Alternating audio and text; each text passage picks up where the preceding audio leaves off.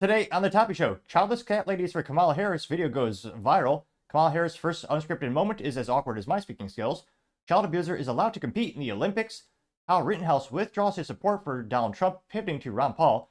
JD Vance shares his story of Trump calling him to become his VP. 14s stomp a child to death but get a light charge. Chevron moves their corporate headquarters from California to Texas. Nintendo profits drop 55% as some speculate for the Switch 2. California fast food workers want yet another minimum wage law increase, and Chrysler, well, their hybrid minivan is being recalled. All of that and much more on The Topping Show.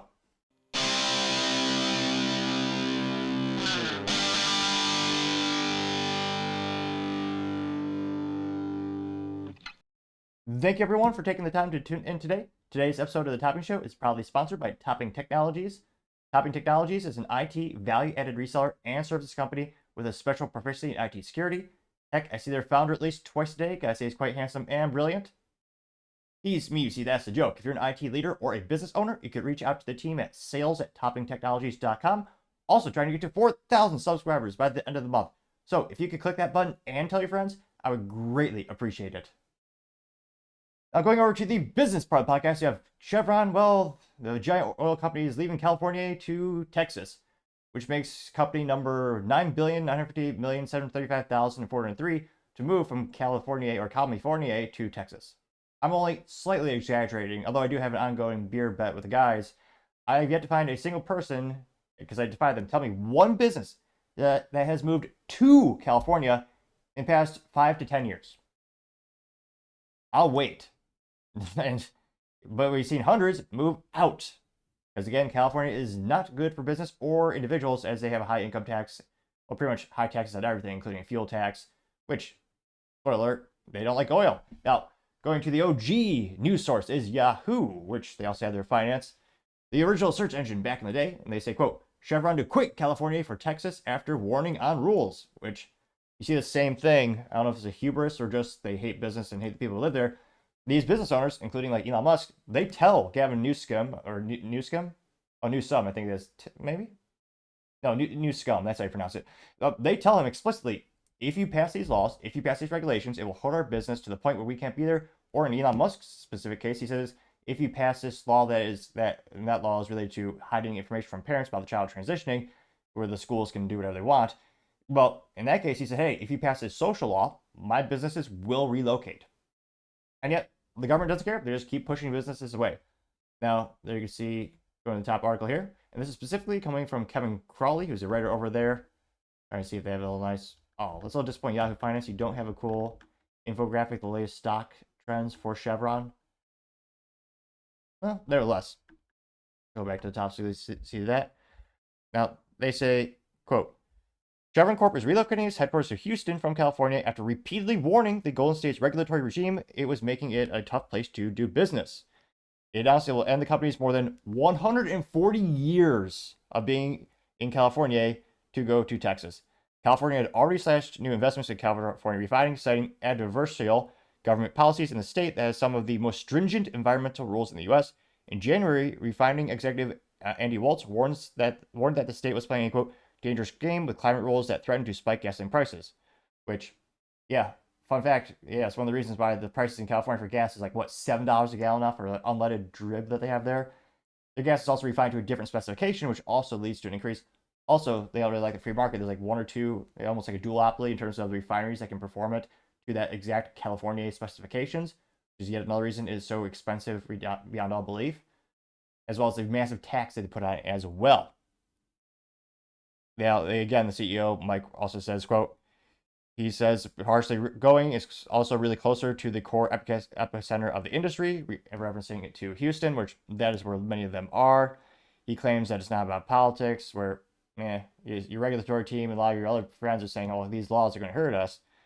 Now, they also know that this will be joining companies like Oracle, Tesla, Hewlett Packard Enterprise, CrowdStrike, pretty much every company you can possibly conceivably think of, they're leaving out of the state. Now, they also noted from his speech a while back, he said, quote, the policies in California have become pretty restrictive on a lot of business fronts, not just environmental. Also say that, quote, California has been long incongruent state for oil company, call home. It pioneered its push to cut tailpipe emissions in the 1960s And in 2022, Gavin Newsom signed a sweeping climate change measure, setting goal for California to become net zero by 2045, 5 years ahead of the U.S. schedule as a whole. Yeah, they're also banning gas cars over there as well. Even though, keep in mind, they can't support the current electrical infrastructure needs. They already have rolling brownouts because of their ineptitudes. And they also, oh yeah, now they're saying, oh yeah, we don't want you to charge your cars at a certain time. They really just want you to live in the, live in the pod and eat bugs. So I'm not too surprised. Now, of course, some of the most interesting thing about this is the comments, which thankfully Yahoo sometimes does have the comment section. So going to the top comments here, maybe I'm alone in my assessment. Maybe everyone's saying, well, maybe this is a great place to live. Huh, no, obviously not. One of the first comments comes from someone by the name of Steve saying, quote, planning my escape now. I read the comments about the don't let the door hit you, and it suddenly makes you realize that people do not get it. I pay the state a ton of my money in income, disability, property taxes, sales taxes, registration. I don't know how the average person makes it in the state. I moved here from Texas a few years ago, got a statutory raise. There's nowhere near paying the difference, though. And there's fires to worry about. They shut down the power off in the fall when the high winds picked up, and enjoy over $5 per gallon. Yep. I want to say this guy should be slapped on the wrist, but you moved from Texas, the great freedom state, to California. I don't want to say big mistake, but yeah, no, I do. I want to say big mistake. It did get 79 likes, and he is planning his escape. Interesting profile. This person's name is Ha. They say, quote, oops, even less tax revenue coming in for California. Ah, well, they only have another 45 billion shortfall to figure out this year. Yeah, they're not fiscally responsible as well, spoiler alert. Brian W. says, it's not about the politics, it's about the state's policies, rules, and regulations. Sounds like it's about politics. Exactly. I got 73 likes. So, not too surprised that California drove yet another highly important business, especially if you have U.S. infrastructure and U.S. energy independence. And, I mean, there also is that war on oil where, again, the government's making it more and more difficult. So, hopefully we get some changes to regulation at a federal level as well so we can get gas prices down to, remember it was under $2 a gallon? Those are good days. People keep forgetting the big ripple effect of how gasoline affects the price of everything. Because not only the byproducts of the oil industry, because, you know, everything around us is an oil byproduct, but also logistics in terms of the cost to get food to the store and all that kind of stuff. But again, not surprised California drives yet another business away. And again, I also, maybe we could wager, like, buy someone like I don't know, maybe buy someone a coffee or something. I mean, I could find. Let me know in the comments if you can name one business that's moved to California, especially if it's from Texas, in the past 5, 10, 15 years. And again, there might be one. I just haven't seen it yet. But we have seen hundreds leaving. And if you are in the great state of Texas, what brought you here? Was it because of your business, the economy? And if you're in California, are you planning your escape as well? Let me know in the comments. As always, be fascinated to hear what you have to say. Other interesting business news, you have Nintendo profits dropping 55% as their sales, kind of a little stalling as they wait for the Nintendo Switch 2, which I would say, interesting name. I mean, it is the second Switch, so it's about as creative as PlayStation, which at least is numerically makes sense. It's one of those things we got PlayStation 1, 2, 3, 4, 5, and presumably you have the 6 someday, where we have Microsoft Xbox, and they are terrible at naming with their nomenclature. Who knows what to call them these days? But let's hope they don't suffer from the Osborne effect, which is a fascinating business use case where there's a big computer company appropriately named after the Osborne computer, and they released a computer, and the general public saw it. A couple people started to buy it. However, within a very short period of time, they sent out like an advertisement talking about the Osborne 2, and they were already in development, and it's going to be, you know, twice the memory, twice the capacity, twice the speed. And there's so much hype about the second one being so much better than the first one. Not enough people bought the first one, and the company actually went out of business. It's called the Osborne effect. It's fascinating. Don't get me wrong, Nintendo is one of the most largest historically successful entertainment companies on the planet. So they're definitely not going out of business. Their odds of that are, I don't say zero, but very low.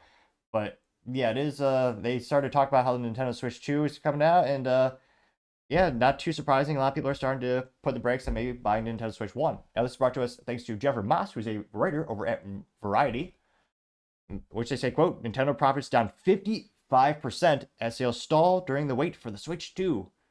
And there you see the Super Mario brother. They say, quote, in their fiscal Q1 2025 earnings report, the Japan-based video game, excuse me, giant reporting selling 2.1 million Switches. A console is now more than 7 years old, which, that is getting a little old in terms of console manufacturer duration. I think the PS2 had the longest lifetime. Also, PS2 was the most successful system in history by number of units sold. but enough ADHD business knowledge for now.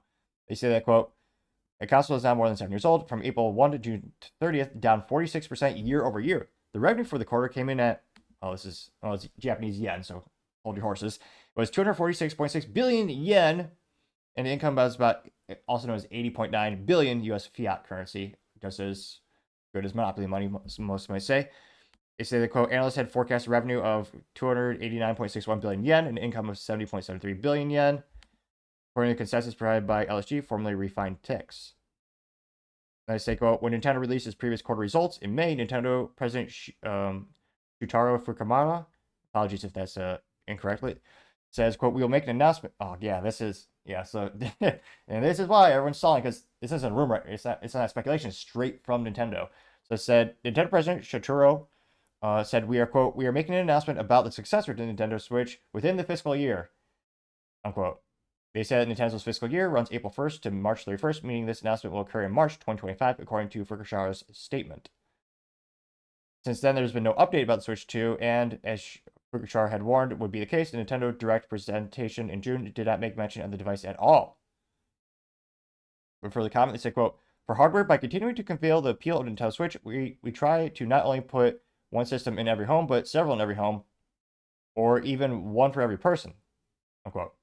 Which, I mean, I have a couple friends with the Switch. I know they connect it to the TV, and you can have multiplayer players, so you have little slider, little remotes that go on it.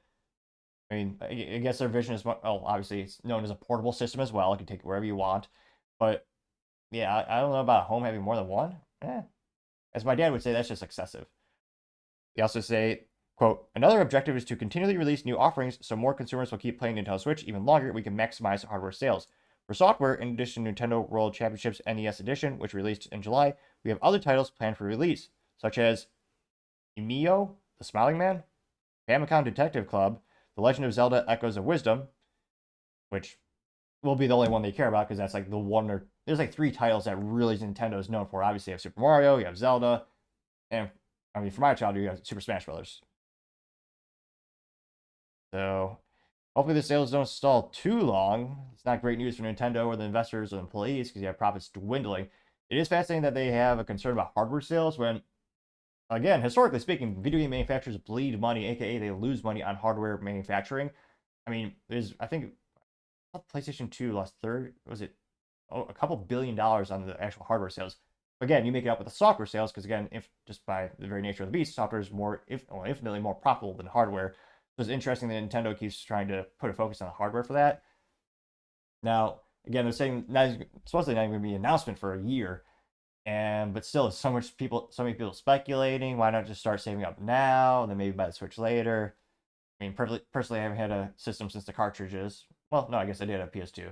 It's been a little while, but I'm definitely not their core demographic for this, so it's not really something I'll be following too closely. But it is fascinating for business perspective that they let that, because again, it's good for short term, get some investors happy. Oh yeah, there's gonna be a new one, but it's way out in the future. So they might have got a good news flash in the pan, but when it comes to the average consumer, it's not great.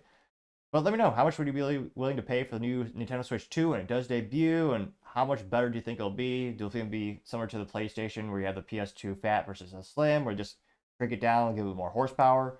Let me know in the comments. As always, be fascinated to hear what you have to say. Other interesting business news, you have the California Fast Food Union wanting yet another minimum wage law increase, perhaps because they can't earn it with merit. Now, this is coming after California lost about 10,000 jobs from the ineptitudes of California's Governor Gavin Newsom, who passed a minimum wage law of $20 per hour just to flip burgers. So 10,000 people lost their jobs, and businesses are jacking up prices, and this is how you cause inflation, or hyperinflation. Can't but wonder, all these ineptitudes and all these mistakes from government officials, is it malice, or is it stupidity? Or is it a little bit of both? This comes to us thanks to Richard, who is a writer over at the New York Post. They say, quote, California fast food workers demand yet another minimum wage increase just 4 months after the $4 raise. Of course they do. So they say fast food workers in California are asking for yet another minimum wage increase just after they bumped it up from $16 an hour to $20 an hour. The California Fast Food Workers Union, a branch of Service Employees International Union, they released a new list of demands at the first ever meeting at the state's Fast Food Council. Oh, you can see all of them. Yeah, of course. Now they say that, quote, the union is asking for that wages for workers be raised to $20.70 per hour by January 1, 2025 to, quote, keep up with the cost of living, unquote, which you yourself helped cause by jacking up the food prices and jacking up all the prices in general. Yeah. They also cost for increased job stability, fair payment for owed back pay, schedule hours for stable hours for workers, and thorough investigation into what they call the widespread pervasive abuses in the fast food industry. They want a stable schedule. That's the dumbest thing I've ever heard. And I've worked many jobs, including front end entry level positions. Having a stable schedule, it's such a fickle thing at that part of your career. Just by the nature of the industry, I'm not even sure that's possible. There's so many people who flake out. There's so many things about the store. I don't know about that. They say that they have allegations of wage theft, harassment, discrimination. They also say, quote, as California's fast food industry grows, cooks and cashiers are doubling down on their fight across the state to win safe and healthy stores, stable hours, pay that keeps up with inflation that you caused, and training to understand their rights on the job, unquote. There, of course, you can see them pretending to do work by boycotting. Or, this is, I don't know, I guess they aren't striking it, maybe. A little Marxism imagery, of course.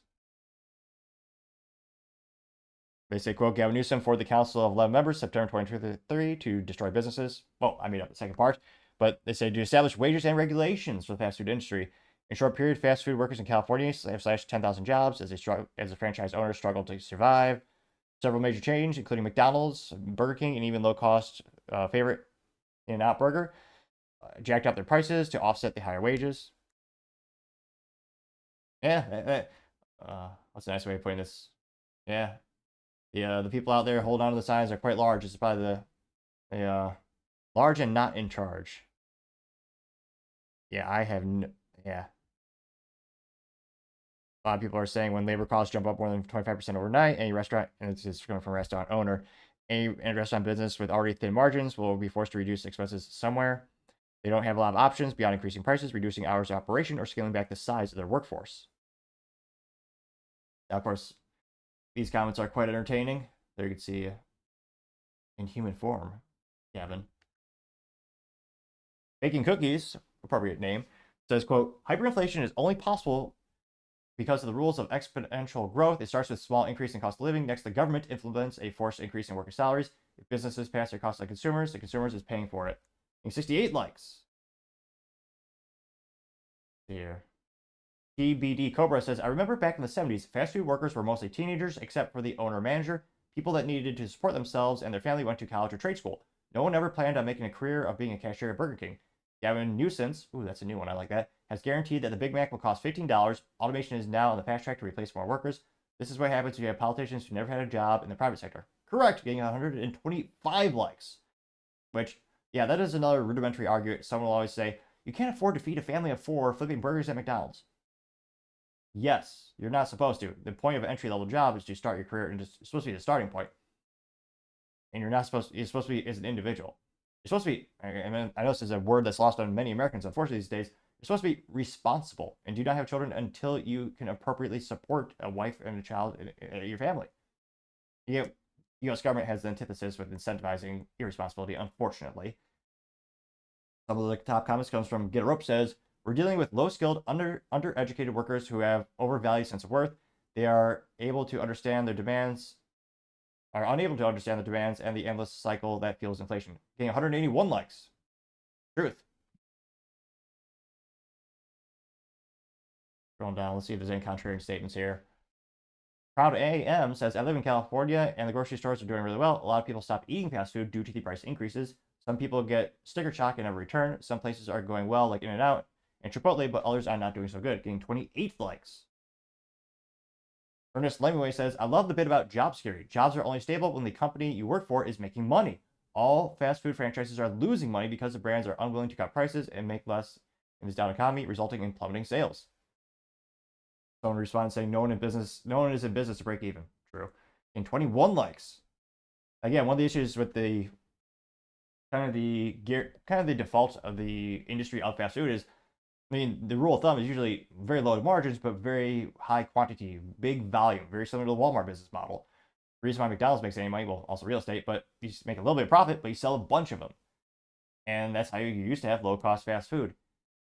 And yeah, this is yet another reason more businesses are going to struggle, and prices are just going to go even more insane and get increase more in California. I don't know if they'll ever learn their lesson. I really hope they do, because again, a lot of people don't realize a majority of fast food restaurant locations are owned by individual franchisees and businesses that specialize in owning and operating franchise locations. They're actually not actually owned by the parent company more often than not. And a lot of them are just literally mom and pops trying to make the American dream, owning a franchise, building it up over time, and making a profit. And there are some, I mean, especially if you're a small business, I mean, you're working 60, 70, $100 a week to keep that dream alive. And it is soul crushing to see the government continuing to break the American dream and destroy it. And a lot of Americans who are not understanding the whole situation where, I mean, you just can't afford to pay these people more and more and more, especially when it's rudimentary labor. And there's nothing wrong with an entry level job. I respect anyone who has a job. You just got to work like hell in America and you will be successful the overwhelming majority of the time. And another issue is this is also going to decrease jobs and steal the opportunities from folks. They're removing the bottom rungs of the ladder to climb the corporate ladder. And I do hope more and more people in California start to wake up and vote differently. But it's been this way for so long, I'm not sure how much hope there is. So some sad business news to end this segment of the show, but I'd be really fascinated. Do you know anyone in California who's buying fast food? Do anyone who know? I would be especially fascinated if you know someone who owns an individual operator or individual franchisor. They're trying to keep that going. Let me know in the comments, because as always, I'd be fascinated to hear what you have to say. Now going over to the culture part of the podcast, you have Childless Cat Lady's music video for Kamala, and apparently it is not a joke, interestingly enough. Now this is brought to us thanks to Libs of TikTok over on the X Twitter. And she says, quote, "Childless Cat Ladies for Kamala. I saw it, so now you have to." And as youth might say, it is cringe. And I think the only outlier in terms of I'm surprised is they do not have like pink or blue hair. I was pretty shocked with that. They're a couple old gals or elderly ladies. Kind of sad that they're not grandmas. Definitely missing out in life. And it's painful, I'm not gonna lie. But yes, we will suffer through it together. And perhaps my little commentary will make it moderately less painful and more entertaining. And I give them a modicum of credit. They actually can play the guitar pretty good. I mean, I dust mine off from time to time. It's a fun hobby. But yeah, and again, we're not being pejorative calling them childless cat ladies. They're calling themselves that in the music video that they voluntarily recorded and put out to the public. As if that was a point of bragging, which is really talking about the saddest thing you could possibly be. But nevertheless, we will, we'll go ahead.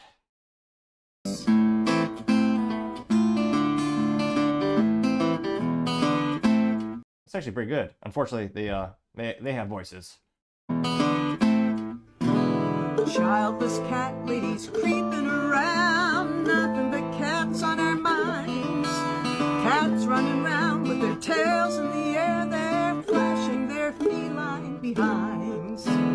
Childless cat ladies, young and old, cats are our pleasure and joys. They warm up. How sad is your life that the only thing that brings you happiness is a cat that won't care if you die? It's notoriously the most useless pet in terms of they don't care about you. I mean, I have friends who I'll admit it, I do have a friend who owns a cat for some reason. He is the weird guy in the group, but we love him anyway. Him and the cat. But it's one of those pets where if you come home from a long day at work, your dog will be excited beyond all belief that you're back. Cat couldn't give a damn. But I'd say we're almost done, but it's not even halfway. But we'll go back. Our laps when the weather is cold and we spend on. So the cat will be in your lap when the weather is cold. Well, you know what would be even more fulfilling? A child, or in this case, a grandchild, or a niece or a nephew, family. It's cold and we spend on tuna and toys. Cat. That is a sure sign of someone's sad night. Like if you go to a grocery store and you see someone, you can tell usually just by how they look, but you'll see they have the whole grocery cart filled with cat tuna and wine, and then batteries. I thought it was like when I was a kid, you'd see it on Family Guy as a joke, but I've seen this in the real world, and you just see it, you go, oh, that's That's sad. Like, yeah. Cats can't vote, but we sure can. They need us to do it, and how? Why does a cat need you to vote? A cat has nothing to do. I mean, is there? I'm not sure if there's any political bill on the 2024 ballot that is regard to cats. We'll take our cats to the polling booth and we'll vote with a mighty meow.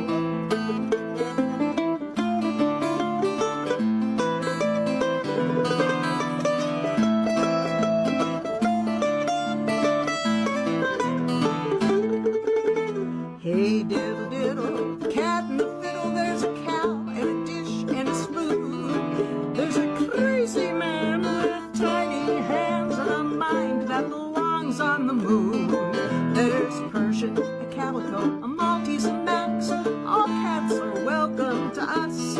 It's a cat lover's elegy written with thanks. In cat people we put our trust. Cats can't vote, but we sure can. They need us to do it, and how? We'll take our cats to the polling booth and we'll vote with a mighty meow. We'll vote with a mighty meow. We'll vote with a mighty meow.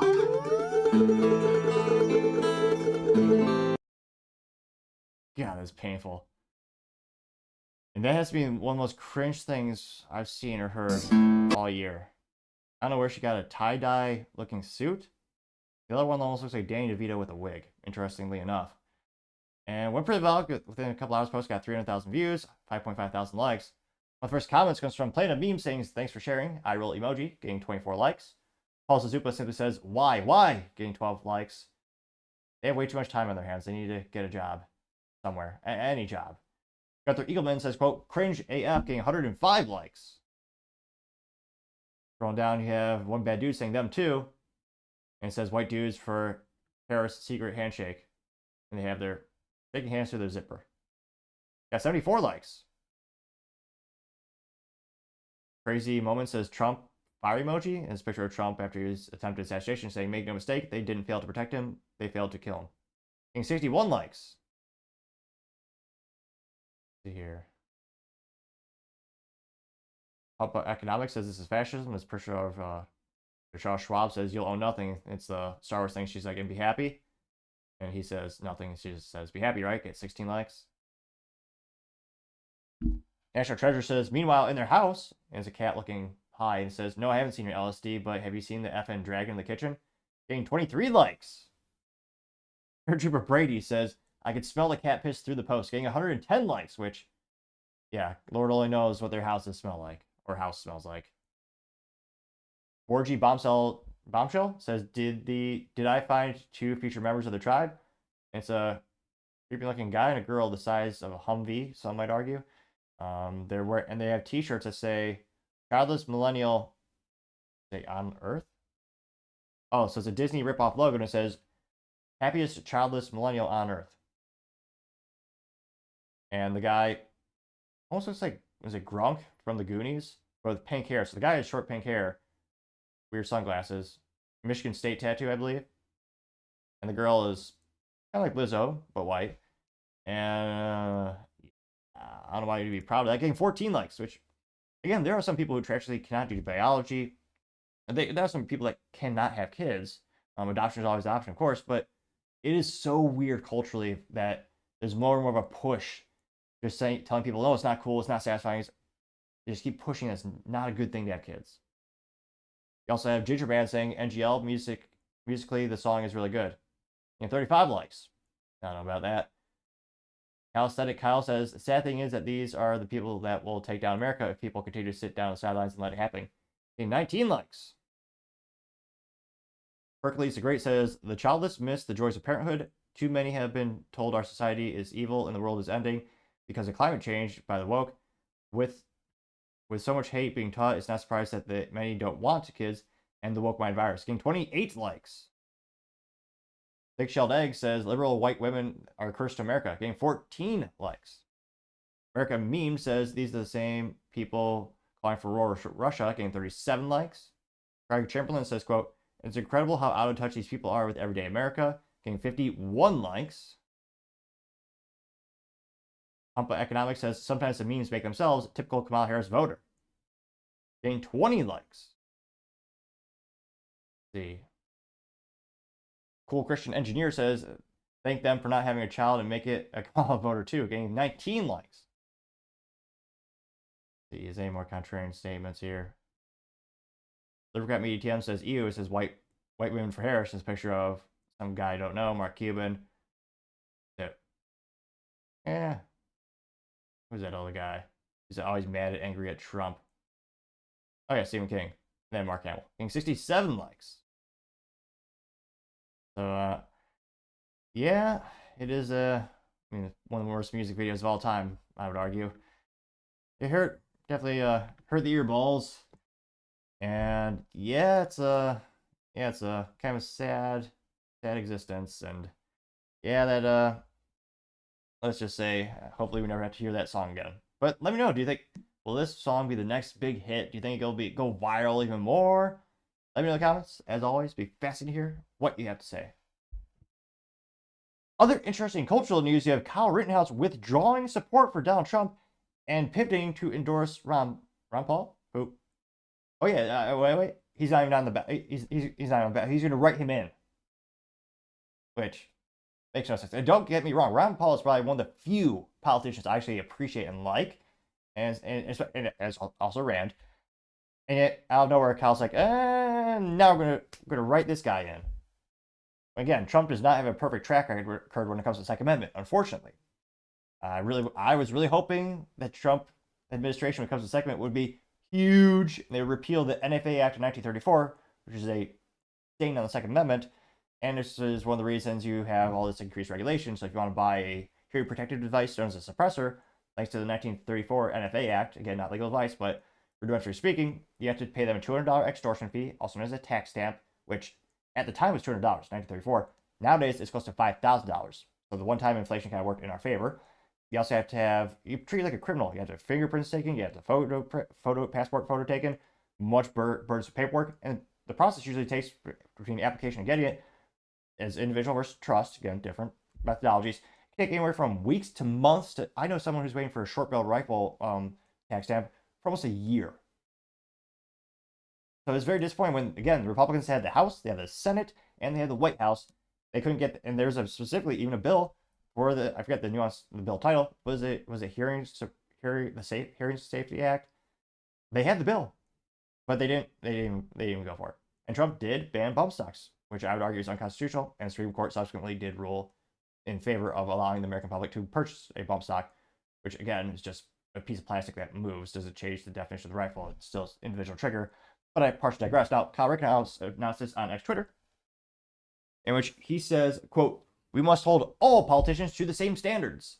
And he is responding to Dudley Brown, and it says, "Trump record on the Second Amendment, banned bump stocks, signed fixed NICs to expand prohibited persons faulty database, supported red flag confiscation, supported raising minimum wage to purchase firearms, told British TV he was going to seriously look at banning suppressors and ignore legislation to regulate suppressors, support TAPS Act, Big Brother social media, monitoring of firearms statements, supported expansion of background checks, registration with Toomey machine, equipped about wanting to terminate parts of the Constitution, told Senator Feinstein to include assault weapon ban in safety bill." And Trump famously said, February, 28th, 2018, take the guns first, go through the process second. And this went pretty viral. It got 1.1 million views and 4.8 thousand likes. And again, what Kyle's saying is true. Trump, those bullet points happened. It's not good. I'm definitely not a fan of those things. And it seems like maybe Trump's become more pro Second Amendment second time around. Hopefully, that would be great. Again, an NFA Act has been enacted since 1934. Should not exist. It's unconstitutional and disgusting, especially when you consider how our country was founded. But I partially digress. Now, some of the first comments comes from Catford saying, quote, "After what all the Trump and Trump supporters did for you, unfollowed and forgotten, getting 19,000 likes." Kyle Rittenhouse subsequently blocked Catford, apparently. The Texas one said, "How much do they get for your soul?" Getting 692 likes. Brendan Dealey says, you nuked your entire name and platform before the age of 25. Impressive, dumbass. Gave 4.5 thousand likes. Steven says, those are lies, Kyle, and you know it. You claim to be so concerned about politicians and the Second Amendment, yet you just posted a bunch of lies. So this literally confirms you're not taking things seriously and you're a liar. Just lost all respect for you. Hope the money was worth it. Got 2.2 thousand likes, which does he? It says show more. Does he actually say which ones? No, he just said lost all respect for you. Hope the money was worth it. Which, again, it's one of those things where Trump did those things. I mean, this is one of the few topics in terms of politics that I follow more closely. Unfortunately, because if you're a firearms enthusiast or also known as American, you have to make sure you're following the laws because they change the gun laws so frequently. You could easily become a villain overnight or a felon overnight, like the bump stock ban, when many people unfortunately lost them in a boating accident. Thankfully, one of the best companies, Texas-based or West Texas-based and veteran-owned, was Slide Fire Solutions, the original patent holder of the actual bump fire device. They made them out of nice polymer plastic, so even though many of them were lost on boating accidents, the day after the ban was repealed by the Supreme Court, well, many of them were on gun broker the next day and for sale. So nice benefit of polymer is very resistant to water. Now, someone actually re-quoted an earlier tweet from Kyle Rittenhouse saying, quote, this is actually from just a little bit earlier this year, and he said, quote, Trump showed support for me from the beginning. I will gladly support and stand up for a president who cares about the American people and does the right thing. Yeah. Going back to the main comments, you have Tiff Mo Duke says, idiotic imbecile, you've alienated every supporter who went to bat for you. Enjoy being a Marxist bitch. I hear the equivalent of the torture of, wow, that's pretty bombastic. Quote, the torture of black plantation slaves who attempted to rethink for themselves. Keep grabbing them ankles. Gain 1.2 thousand likes. James Bowman says, how much do you get paid to turn on Trump? Gain 3.1 thousand likes. Nick Adams says, Kyle, son, there are two options running for president. It's your job as a gun rights advocate to lobby with the winner to enact and push gun policies you agree with. Kamala and DJT, who do you think would be easier to work with? Don't throw your vote away. Getting 3.3 thousand likes. Let's make it 3. Oh, okay. I thought we could be the one to make it 3.4 thousand likes. Again, friendly reminder to follow me on X Twitter at the Topping Show. And yeah, I mean, of the two, in terms of gun rights, there's no comparison. Kamala Harris has literally said, and famously said during the 2020 primary, for Democrat primary, she said she would give Congress 100 days to ban the most common gun in use, the AR-15, or sorry, most common rifle in use, the AR-15. And if they didn't do it, then she would just do if they didn't act in 100 days, she would just use an executive order to ban them with de facto gun bans where they would have mandatory buybacks, which again is a ban. And again, to Biden's credit, he actually, at that time, on the stage said that's unconstitutional. You can't do that. I would work with the Senate and the House, all that kind of stuff. Which, again, also wouldn't work because thank God for the Supreme Court. They ruled that you cannot ban firearms in common usage, with well over 50% of all new rifles sold in the United States being of the AR-15 pattern variant. That is the very definition of common usage. And I want to say every gun owner has an AR-15, but I would guess there's a high propensity. It's in the, what was it? I'm just pulling numbers out of the air. What is it, 90%? That'd be a fun comment section if you're open to talking about firearms. Do you know anyone, if they own any gun, I can't believe think, do you know, that'd be a fun question. Do you know anyone who owns a gun, but they do not have an AR-15? That'd be so weird. Well, especially in the great state, or some might argue the great country of Texas. Yeah, thankfully my neighborhood is pretty protected. Scrolling down more and more. You have Andre Nuda saying, dumb kid, you are an idiot, you just lost all support you ever had. You are a child and the country in a fight for its life. You write in a vote to help Kamala, and those who persecuted you win. Without Trump, you would have been fried. What a clown. Again, 1.8 thousand likes, which, again, Trump, it's disappointing because Trump did a lot of those things. But again, he's infinitely more pro-gun than Kamala Harris. She's the left of Bernie Sanders and Biden. She's the most leftist politicians of our lifetime. She's left of Bernie Sanders. That's saying something. So to say that you would write in, and again, I have friends who do write-ins. I have some, I have libertarian friends. I understand third party, but even JFK, there's rumors that even he might endorse Trump because he sees the importance of this election. I'm not sure if that's even happened for a lifetime in terms of dropping out endorsement in that level. But yeah, doing a write-in right now, really, I don't know. I just don't. I don't think that's a good idea. especially because the guy's not even running. So it is a dumb idea. Never. If the, if Mr. Paul is actually actively running, any other, especially now, I don't think it's worth it. It's just stupid. Now, Brock Crane also says you don't agree on Trump's Second Amendment policies, so he doesn't get your vote. Kamala Harris wants to take your guns away. Ron Paul has no chance. In essence, you're giving your vote to Harris. How do you have over 1 million followers? Getting 108, now 109 likes. And another further reminder to like and follow my channel on all the platforms, even the big green one, which is, interestingly enough, less people are on the big green competitor to YouTube, but I get more people watching it, almost as if there's a shadow ban. Or there's certainly a statistical anomaly where I have apparently 1,000 subscribers, but they had a couple videos with like 1 views. Which, don't get me wrong, I know I'm not the most famous, bombastic, entertaining person on planet. I have plenty of room to grow and develop, but just statistically speaking, that doesn't seem possible. But I partially digress. If there's any contrarian statements agreeing with Kyle. And again, I do have friends. I mean, Paul is awesome. He's great, but he's not running. Let's see here. Melissa says, throwing your vote away and you get Harris, you need to understand what you're actually doing. Getting 627 likes. I'm actually surprised a lot of Kamala supporters aren't in here just saying great or a good idea or something like that.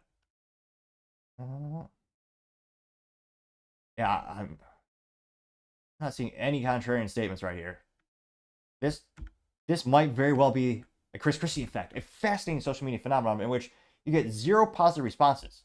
Which happened when Chris Christie was running for Republican primary to be the nominee. Chris Christie had 2 instances where he tweeted something, and not a single person said something positive in the comments, which is almost statistically as possible because presumably Chris Christie has family, he has a friend, apparently had a campaign staff at one point. Yeah, there are 2 instances where no one said anything nice about him in the comments. So this, I mean, I'm scrolling down more and more. I'm not seeing a single positive one. There might be people saying unfollow. A lot of people just saying he's stupid. Some people pointing out Trump's other accomplishments. Some people are saying maybe at a different time, but not now.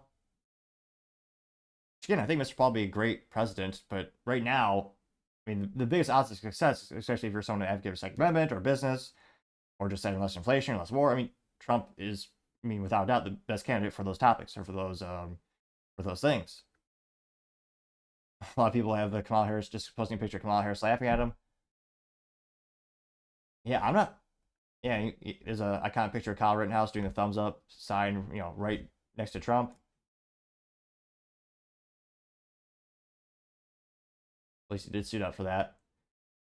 I mean, talk about a swing and a miss. What was this guy thinking? I mean, was he? It's almost incomprehensible. I mean, was he paid off? Like, because again, he had the people who are supporting Kyle Rittenhouse were supporting. I mean, there's a lot of overlap in terms of the people supporting each other.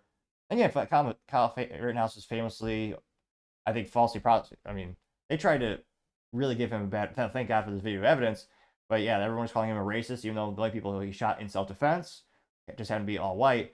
And also, the people he just so happened to shoot in self-defense happened to be someone who abuses children and someone who abuses women. So, I don't advocate violence. I just want to say those are good shots. Legally speaking, they were also justified shots. And a lot of people respected Kyle for that. He overcame the odds thanks to video evidence. We were able to show, hey, these pieces of human trash were lying about him. They were trying to set him up. Here's video evidence. Then under actual prosecution, one of the shooters, the attackers who did survive, admitted, oh yeah, actually, I pointed a pistol at Kyle first before he shot me. Which is the very definition of self-defense. It's amazing how many Americans don't know the true story of Kyle Rittenhouse. And it is so bizarre for him to just endorse this guy, to endorse him out of the blue. It's really defying a lot of logic. I mean, I don't understand why he would do this. Was he paid off? I mean, does he think he'll gain more support or more social media, more accolades, or have more of a social media career if you're to pivot to the other side of the political aisle? But that also go against his whole identity of being pro-gun. I mean, let me know in the comments. This is one of the most bizarre cultural postings on social media I've seen in a long time. Let me know, because, I mean, I would really be especially fascinated to hear what you have to say. Other interesting cultural news, you have 4 teens stomp a kid to death, but they're just being slapped on the wrist, charged as juveniles, and the law is going easy on them because there is no justice for many. Now, this happened apparently in Las Vegas and went viral. Now, they say that, quote, 4 teenagers in Las Vegas initially charged with second-degree murder and conspiracy in a fatal beating of 17-year-old Jonathan Lewis have accepted a plea deal to plead guilty to voluntary manslaughter as juveniles. The decision has sparked outrage among the victims' families and the public, with many expressing disbelief and frustration over the leniency of the sentencing. Critics argue that the punishment does not match the severity of the crime, highlighting concerns about the criminal justice system's handling of violent offenses committed by minors. The plea deal allows the defense to avoid being tried as adults and potentially receive lighter sentences, aiming for rehabilitation and integration in society. They should be, the judge should have went for the death penalty in this case. I say that because the law has several different degrees of manslaughter versus murder. There are reasons for that. Now, it's one of those things where, again, if you're a teenager, and again, we've all done stupid things in our life. If you're a teenager, and let's say you break the law, you drink and drive, and you accidentally hit someone with a car and they pass away. They die. You killed them. They're not going to charge you with murder. It wasn't premeditated murder. It's manslaughter. You should be put in jail for a long time. And depending on your religious or faith system or belief system, maybe you push for the death penalty. But in those instances, usually the rule of thumb averages they don't go for the death penalty. It's 30, 40 years in jail. And because it wasn't intentional, they were inebriated. You could argue they were intentionally because making a decision to drink. I understand that. But they weren't intentionally picking that person to hurt them. In this case, they were apparently all sober, and they beat him to death by kicking him. It may not have been premeditated, but that is making a cognitive decision to go walk over to someone and cause them extreme harm. 4 against 1? It's not like you're slapping him on the wrist. That is serious bodily harm. In this case, they passed away from that. And with the justice system in the United States, of course, the book was not thrown at these pieces of human scum. They instead get a juicy plea deal, ensuring that they'll someday be back on the streets, statistically speaking, to cause more harm.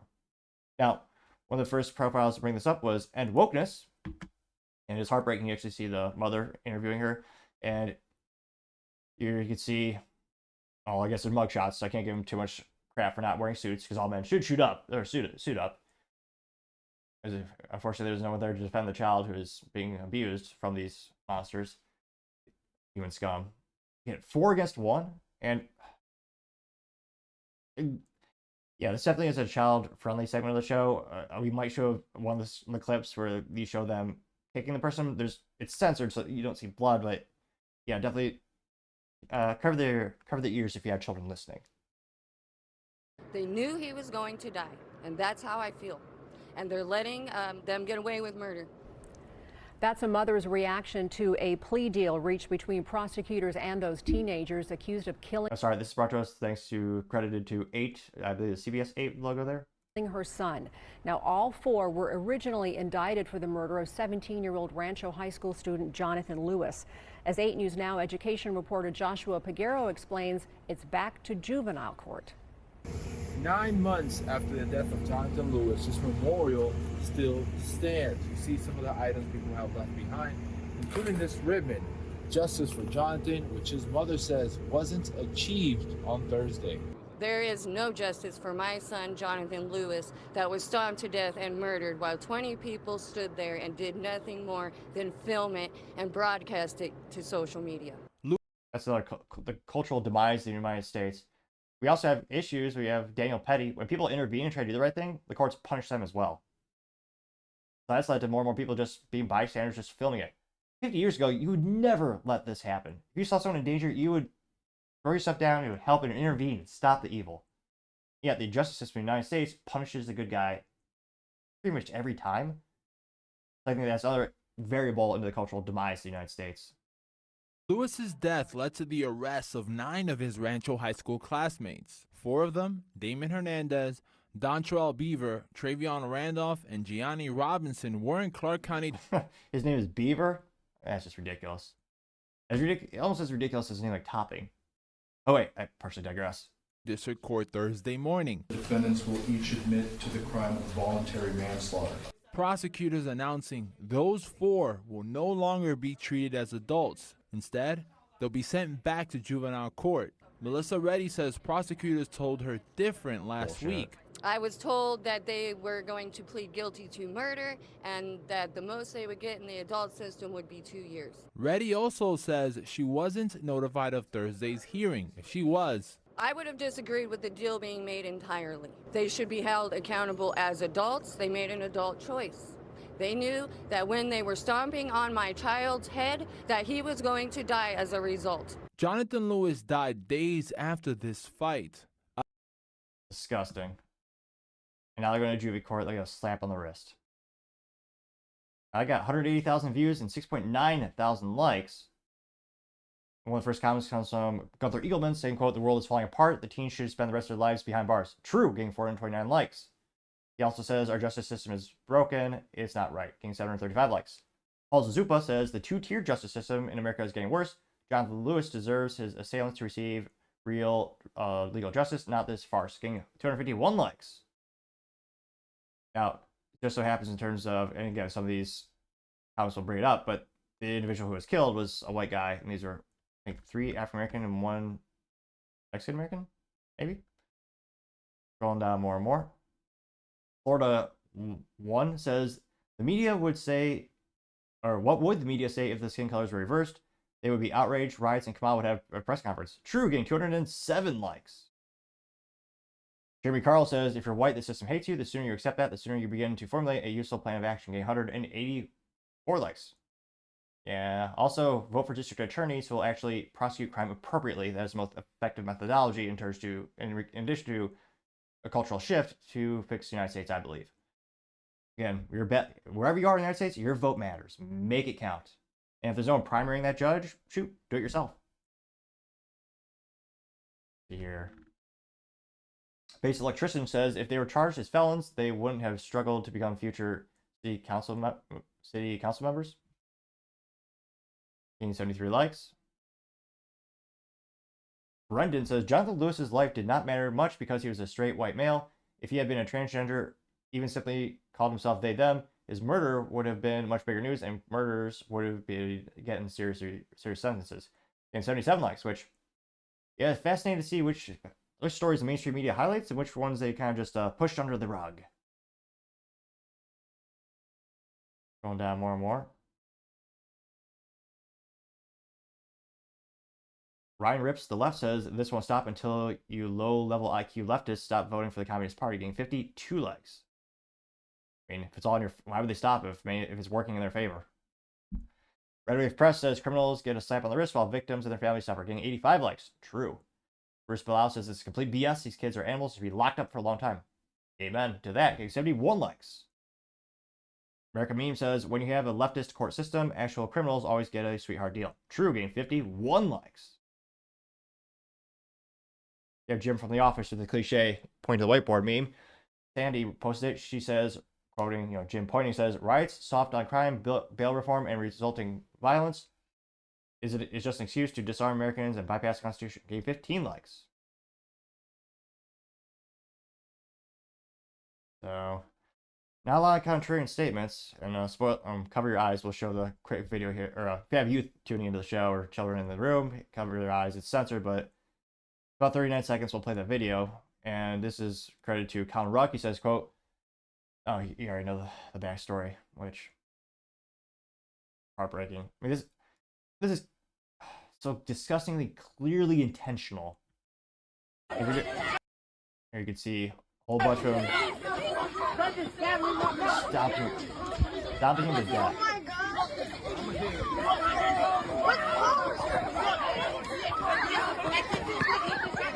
He's 23 CR 087 681 003. He's 23 CR 087. We're going to start with Mr. Hernandez. Mr. Hernandez, present. Here you are, best in custody. Okay, Mr. Hernandez, did you receive a copy of this criminal complaint? Do you want to confirm? Yes, Your Honor. Okay, I'm going to appoint the office of the Special Public Defender to recollection. Sociopaths. They give sociopaths a bad name. No remorse in their eyes. They look annoyed or confused. Ridiculous. Arthur Eagleman responded to that, saying, "Our justice system is completely broken," getting 1.3 thousand likes. Jakey says, "Was this victim white? If so, why was this labeled as a hate crime? because it only works the one way around. Getting 425 likes. Which, yes, heartbreaking to see. All Americans are clearly not treated equally under the legal system. And I hope this is brought to people. I hope all of this evidence keeps being brought forth to more and more people so they can see the horror before their eyes and vote differently. And yet we need some new judges, we need new district attorneys, and we need a cultural shift to treat everyone equally under the law. These monsters should, in my personal opinion, the judge should have the flexibility to assign pretty much any punishment they see fit. Again, there's a huge difference between accidental manslaughter and intentionally, like, it's just so ridiculous. It's almost unfathomable that they're kicking this back to juvenile court, and they're just going to get a slap on the wrist. It's just ridiculous, heartbreaking, and disgusting. Of course, I don't think there will be any justice for this family. But let me know in the comments. I mean, do you have a local district judge or district attorney that you highly respect that actually does their job and applies the law equally to everyone and ensures that bad guys are actually punished? Let me know in the comments. As always, be fascinating to hear what you have to say. Other interesting cultural news: you have the Olympics allowed a child abuser to compete. Try to keep this moderately family friendly. They did the most heinous thing in the world you can do to a child. And the Olympics, which given the culture of the Olympics these days, I guess we shouldn't be too surprised they allowed this individual to compete. Which, in terms of the death penalty, in terms of legal, what the judges should be allowed to give, yeah, this person should not be allowed to be alive. The judge should have had the option. Again, this person's from a different country. I'm not sure their legal system if they push for the death penalty. But some areas in the world, like Florida, they have some good ideas in terms of if you abuse a child, they're given the option. I believe Florida and Tennessee and I think Texas. There are a couple states where they're giving the judge, again, it's not required, but the judges have the option to put that forth as a punishment. And this should be going more viral. It's really didn't get a lot of press attention, partially because the Olympics is endorsing, men beating the crap out of biological women in the boxing division, and their, satanic, perverse Olympic opening. We had a disgusting Papa Smurf, everyone in drag, and someone who had, again, a couple of years ago, child listening, his male body part, the ball, just slipped out. Had to be intentionally. That happened during the Olympic opening. It's a joke, and now it's turning. It was a joke, and then it turned evil. And again, this didn't really go viral on social media. It didn't get enough views, but regardless, I'm still going to cover it because I think it's important. Now, I've been following her I've seen her for a while, but I actually just gave her a follow. Her name is Margot, and on X Twitter she says, "quote Why isn't anyone cover your ears if you have children listening? Because this is the darkest thing that could happen to someone." So, Margot says, "Why isn't anyone talking about the Dutch child rapist at the Olympics? A literal child rapist from the Netherlands in the Olympics." And we'll also read the article from the Daily Mail. The Daily Mail says, quote, "Dutch child rapist Steven van der Velde is booed by the crowd every time he serves and competes in Olympic volleyball Group B match." Article by the Daily Mail, James Reynolds, which I'll dive into in a minute, which, yeah, that's so disgusting.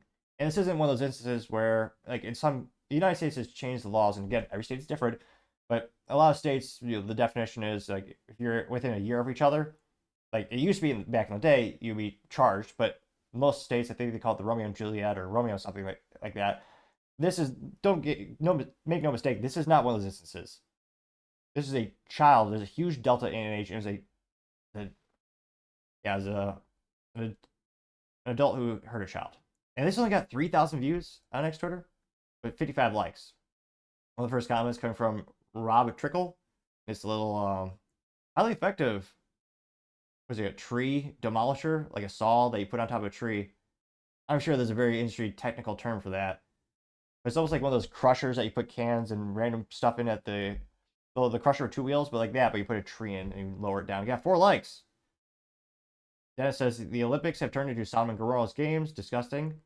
Amanda the Farmer says, "Aren't the Olympics just lovely? Game 1 like." Let's actually just pull up the actual article here.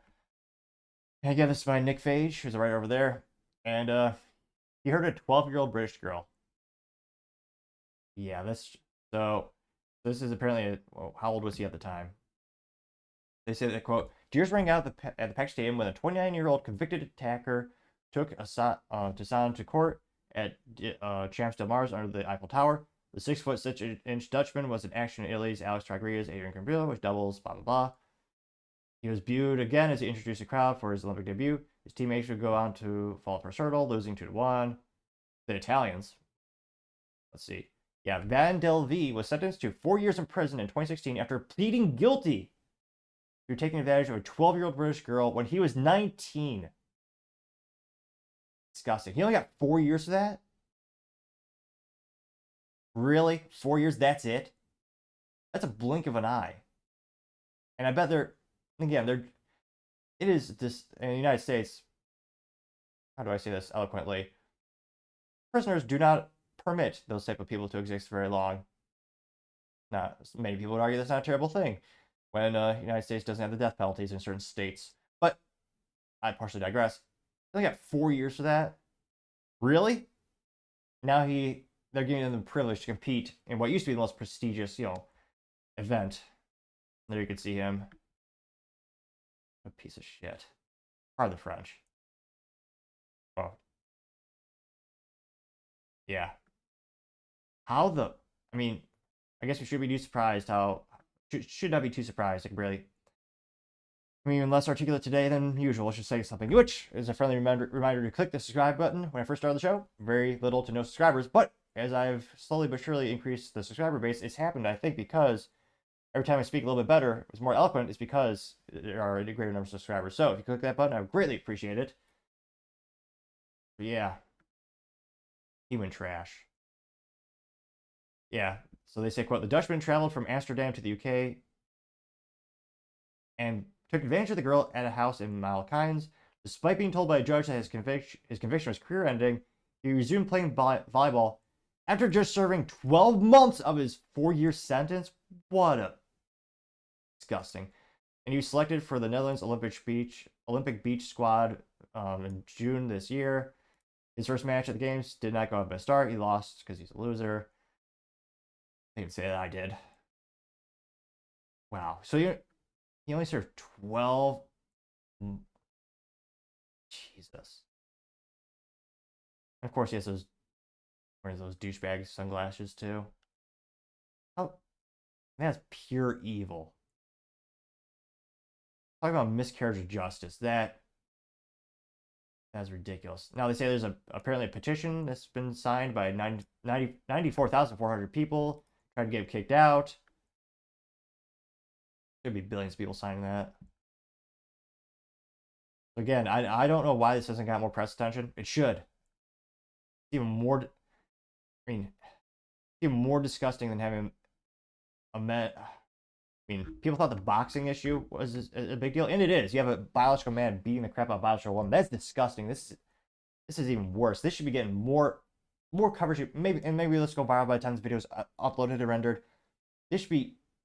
Everyone on the planet should know that he is a human scum and never allow him to compete again. He shouldn't be allowed near volleyball, yet alone a court. Well, he should actually perhaps spend a amount of time at a court of law, and they should give him a much more strict penalty, which is just disgusting, and I can't believe this didn't get more traction on social media. Again, hopefully it does in the future. And at this point, are you surprised how much of a joke and how disgusting Olympics has become this year? It is, again, one of the most morally vacuous things you could do. No, that isn't. I take it back. It's not one of. It is the most morally vacuous thing you could possibly do for a child. Maybe let him compete. Disgusting. But and then let me know. Did you hear about this? I was late to the game when I heard about this, and I usually check X Twitter once a day. I'll check other social media for a couple minutes. But let me know, is this something that flew under your radar? And do you think it'll get more attention? Hopefully maybe get a permanent life ban from every volleyball game on the planet, every volleyball association. Let me know in the comments. As always, be fascinated to hear what you have to say. Now going over to the political part of the podcast, you have Kamala's first unscripted moment, and it is as awkward as my speaking skills, which is saying something. And yeah, even Biden saying next to her, like, what on earth? What are you talking about?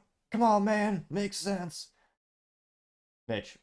Well, I don't know if she can. Now, this comes to us thanks to Trump's War Room on X Twitter, in which he says, quote, Kamala's first unscripted for the first time. And yeah, it's bizarre. It's only 20 seconds long, so thankfully not too burdensome. Although maybe we will be unburdened by what has been. Yeah, that's a joke because she has many terrible quotes, including that one. This is just an extraordinary testament to the importance of having a president who understands the power of diplomacy and understands the strength that rests in understanding the significance of diplomacy and strengthening alliances. This is an incredible day. What? It looks like they have a little boy standing there pretending to be Secret Service. I'm kidding. Maybe they're taller up close. But not really. It looks like a scrawny person with a suit. Although they did suit up. Give them a little credit. That random person there. I'm guessing Secret Service. Kind of like Secret Service from Wish.com. But yeah. Look at Joe. He's like, what's going on? Where's the sun, man? Ew, come on, man. Where's the sun? And look, he looks so even more confused than usual, which is saying something. And this one pretty viral. Got 3.1 million views. Again, what she said was, quote, "This is just an extraordinary testament to the importance of having a president who understands the power of diplomacy and understands the strength that rests in understanding the significance of diplomacy." What? I mean, I didn't say that. Well, he did, and I say that. That's so unintelligent. Now, it also got 8.9 thousand likes. We do have some contrary statements. You have Art Candy says, "If you don't understand that, you have zero business being in politics. You're a joke." Getting 946 likes. Here. He Boosted says she never would have made it in the primaries if they had one. True. She actually did so bad she dropped out in 2020. She was that unpopular. Even in her home state of California, where she famously put thousands of men in prison for marijuana possession while she herself was using the devil's lettuce, which obviously if you break the law you should go to jail. The hypocrisy is unpalatable. As unpalatable as her cackle. And there you have a picture. She says Trump is a threat to democracy. It says Democratic primary, Kamala Harris, 0 votes, 0 states, 0 delegates. And yeah, the Trump cartoon response saying on democracy. It says Republican primary, Donald Trump got 17,050,756 votes, 50 states, and 2,268 delegates. That got 506 likes. Common Sense Custodian says this is damning and proves that she is not up to the task. Totally embarrassing for Kamala. Wow, getting 588 likes. Going down more and more. Rochelle Marion says Kamala will be 60 in October, 18 years younger than President Trump. She is whipped out and almost incoherent after a 10-day campaign where she took 0 questions from reporters. She doesn't have the strength, leadership, or stamina to be America's president. Getting 407 likes, which maybe she's just copying Biden. I mean, questions can be hard. You have to think. Or in their case, read off a piece of paper. Mag says, "Is she drunk? Her speech is slurred," getting 360 likes. Pro America Politics says, "Look at Biden's face while she's speaking." LMFAO gave 465 likes. Let's see here. Going down more and more. A contrarian statement. Michael Pratt says, "What's so difficult to understand about this statement?" Getting 158 likes and 24 comments.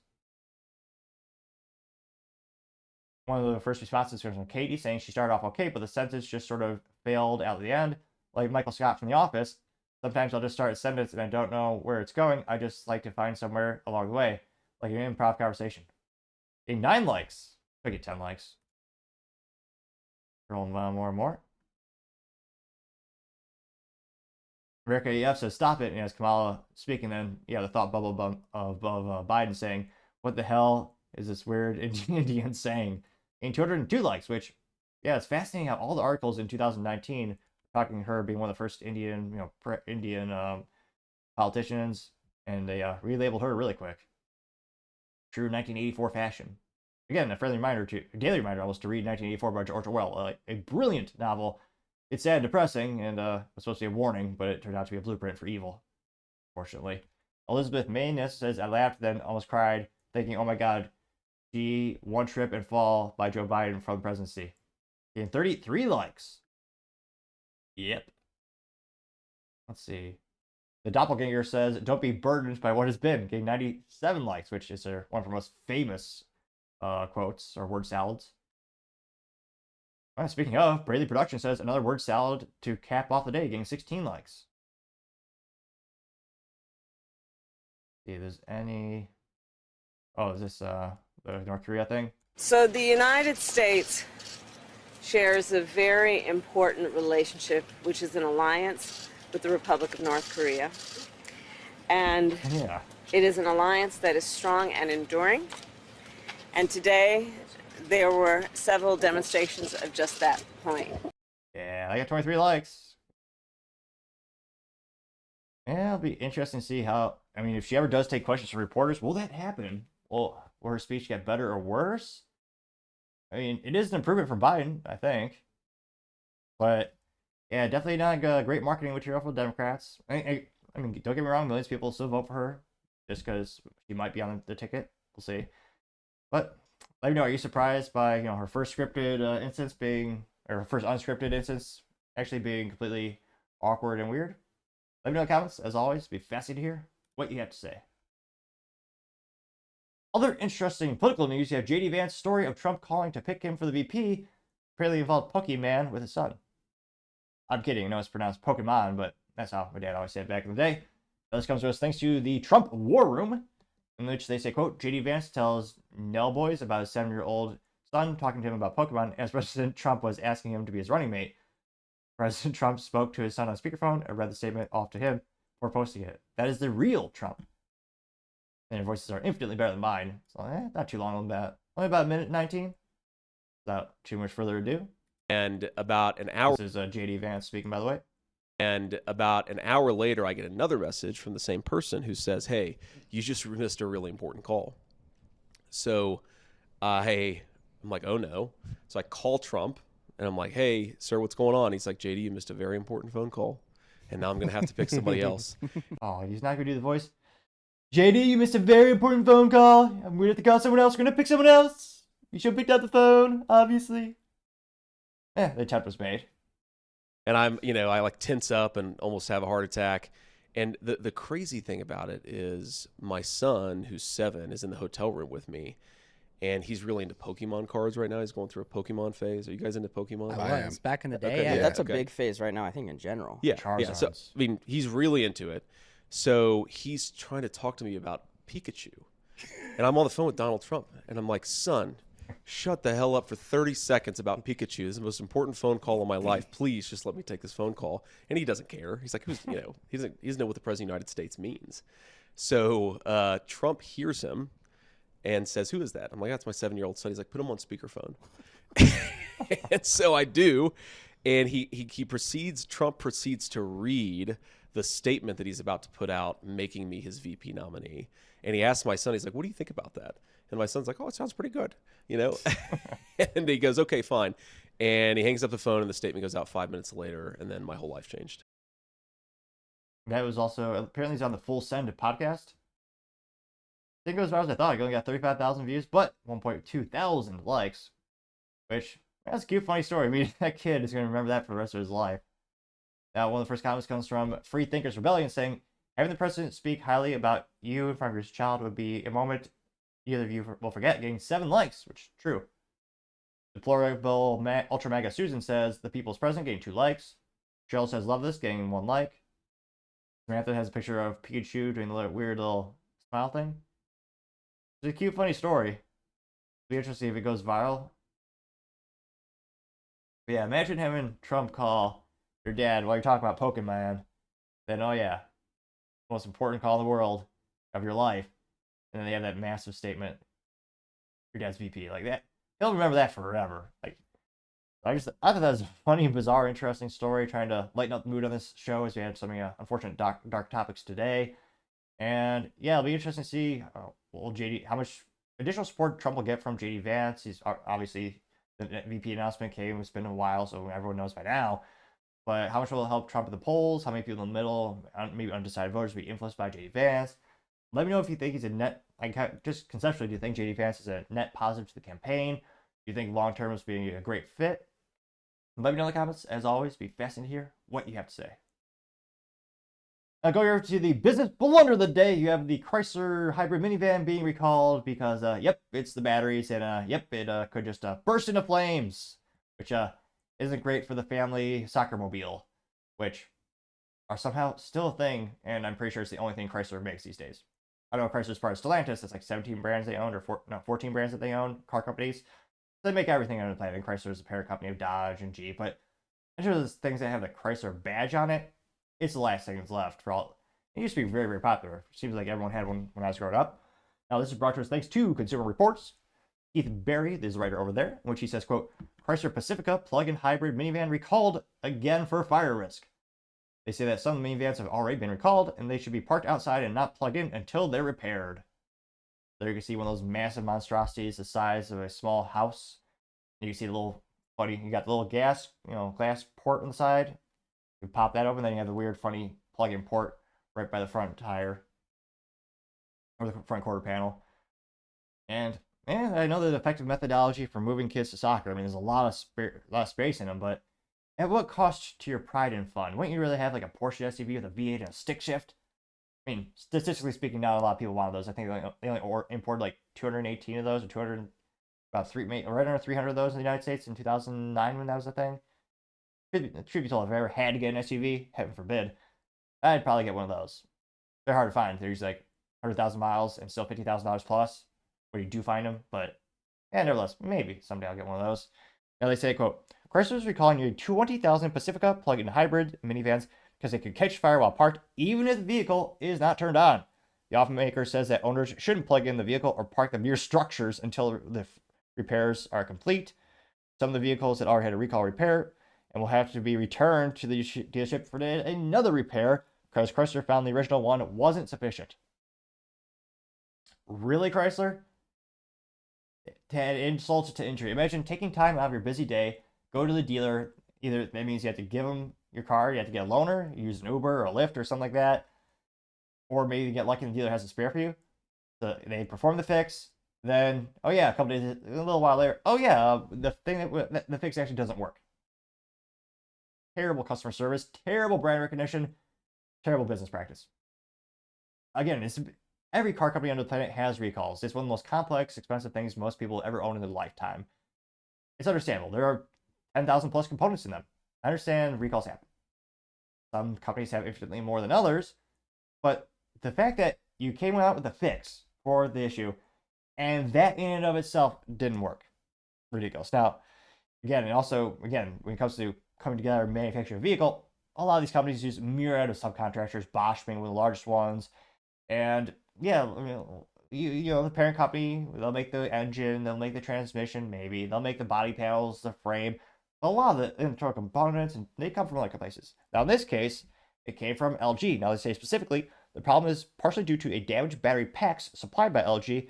According to the documents provided by Chrysler to the National Highway Traffic Safety Administration, there have been unfortunately 4 injuries and several fires due to the defect.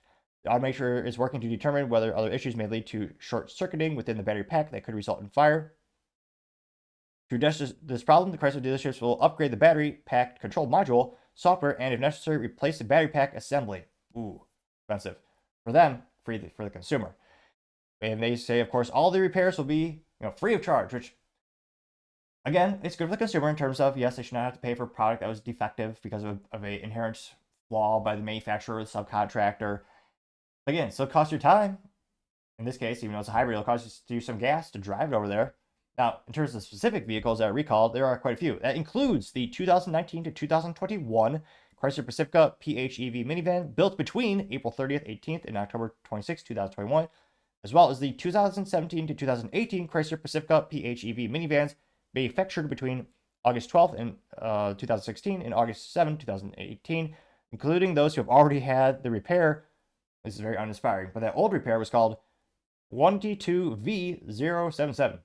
So even if you had the repair 22V077 performed, well, you got to come back and they have to fix it again.